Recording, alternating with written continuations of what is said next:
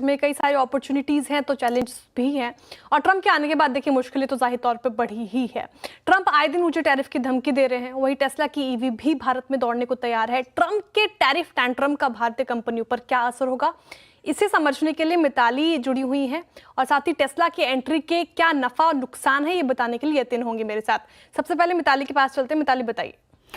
तो कि यहाँ पे जैसी बात सुनने में आ रही है कि ऑटो, सेमीकंडक्टर और फार्मास्यूटिकल सेक्टर्स के इंपोर्ट्स पर American president Donald Trump 25% tariff तक यहाँ पे लगा सकते हैं। इसका फॉर्मल अनाउंसमेंट जो है वो हालांकि 2 अप्रैल तक एक्सपेक्टेड है, लेकिन भारतीय ऑटो कंपनीज पर इस टैरिफ का क्या इम्पैक्ट पड़ेगा उस पर बात करें तो रिपोर्ट्स के अनुसार ओवरऑल भारतीय ऑटो कंपनीज पर इसका जो इम्पैक्ट है वो ज़्यादा नहीं होगा, क्योंकि भारत से अमेरिका जो ऑटो एक्सपोर्ट होता है वो टोटल एक्सपोर्ट्स का बहुत ही छोटा परसेंटेज है। हालांकि यहाँ पे JLR और M&M को ये जो ब्रांड्स हैं इनके लिए चैलेंज आ सकता है। इनकी गाड़ियाँ US मार्केट में 10 से 15% तक महंगी होती नजर आ सकती है, लेकिन इसके कॉन्ट्ररी अगर बात करें तो ऑटो एंसिलरी कंपनीज जो है उनको यहाँ फायदा देखने को मिल सकता है। भारत फोर्ज, संवर्धन, मदरसन जैसी बड़े ऑटो कॉम्पोनेंट मैन्युफैक्चरर्स जो है उस सिचुएशन का फायदा उठा सकते हैं। जापान और साउथ कोरिया जो है वो जवाब में रिटालिएट करते नजर आ सकते हैं और US के खिलाफ यहाँ पे उनकी टैरिफ हाइक्स भी देखने को मिल सकती है जब वो काउंटर टैरिफ US पे लगाने वाले हैं। तो इसके चलते US कंपनी ऑल्टरनेटिव सप्लायर्स बिल्कुल तलाशेगी और ऐसे में भारत एक स्ट्रॉन्ग कैंडिडेट बन सकता है जो कि US सप्लाई की चेन को यहाँ पे मजबूत करता नजर आ सकता है। इसके अलावा मैं EV सप्लाई चेन पर भी एक हाईलाइट करना चाहूंगी।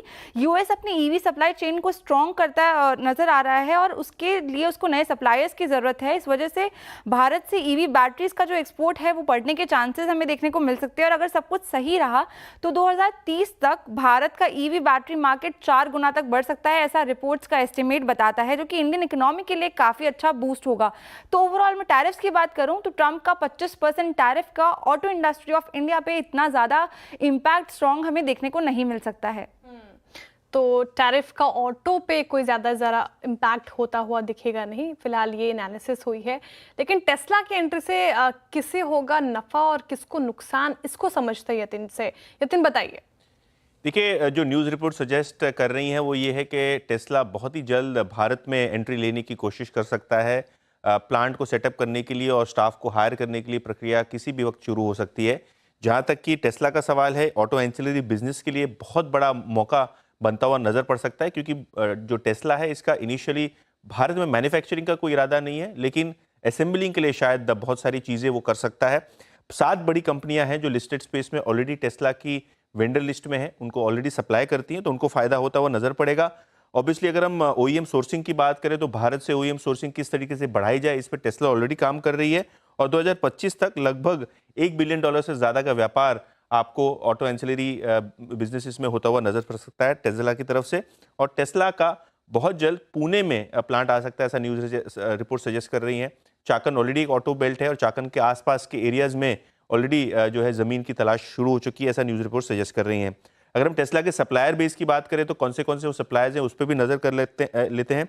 सुंदरम फास्टनर्स, वैरॉक इंजीनियरिंग जैसे नाम आपके स्क्रीन पे आएंगे और ये सब कंपनियां जो हैं आपको कंपनी टेस्ला को सप्लाई करती हुई नज़र पड़ सकती है। सोना BLW, भारत फोर्ज जैसी बड़ी कंपनियां इंक्लूडिंग संधार टेक्नोलॉजीज भी जो है वो टेस्ला को सप्लाई करती हैं। ऑब्वियसली यहाँ चैलेंज किसको होगा? चैलेंज होगा ऑलरेडी एस्टैब्लिश प्लेयर्स जैसे कि टाटा मोटर्स और महिंद्रा एंड महिंद्रा, क्योंकि ये दोनों हैं कंपनियां जो सबसे बड़ा अभी इलेक्ट्रिक व्हीकल का कारोबार भारत में कर रही हैं और टेस्ला की एंट्री के कारण यहाँ एक इनिशियल हिकअप हो सकता है। लेकिन प्राइसिंग जो है ऑटो की वो काफ़ी इंपॉर्टेंट रहेगी, क्योंकि टेस्ला की जो एंट्री लेवल कार्स हैं वो काफ़ी महंगी है और भारत में किस तरीके से प्राइसिंग होगी इस पे पैनी नज़र रहेगी। और कहीं ना कहीं अगर हम बात करें तो कभी करीब 1 लाख यूनिट्स की पेनिट्रेशन ऑलरेडी भारतीय बाजारों में इलेक्ट्रिक व्हीकल्स की होती हुई आपको नज़र पड़ी है।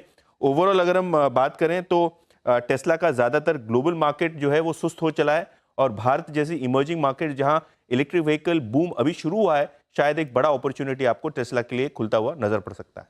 बिल्कुल, भारत अभी बर्डिंग स्टेज पर है ईवी के लिहाज से और जिस तरीके से टेस्ला की एंट्री होगी तो टाटा मोटर्स और महिंद्रा के लिए कंपटीशन तो ज़रूर बढ़ेगा, लेकिन जैसा कि आपने मेंशन किया प्राइसिंग कैसे होती है उस पर खासा नजर रहेगी। शुक्रिया यतिन और मिताली तमाम जानकारी के लिए। ऑटो सेक्टर में इसका क्या इम्पैक्ट पड़ेगा वो अच्छी तरीके से बताने के लिए। देखिए, इस टेस्ला की एंट्री पर आनंद महिंद्रा ने भी ट्वीट किया है और उन्होंने कहा है कि हम कॉम्पिटिशन के लिए हमेशा से तैयार रहे हैं।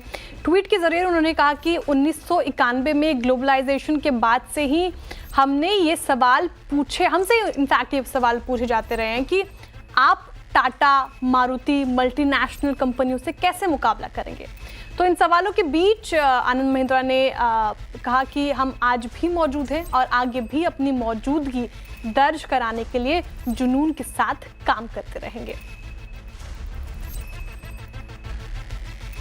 तो ये आनंद महिंद्रा ने ये ट्वीट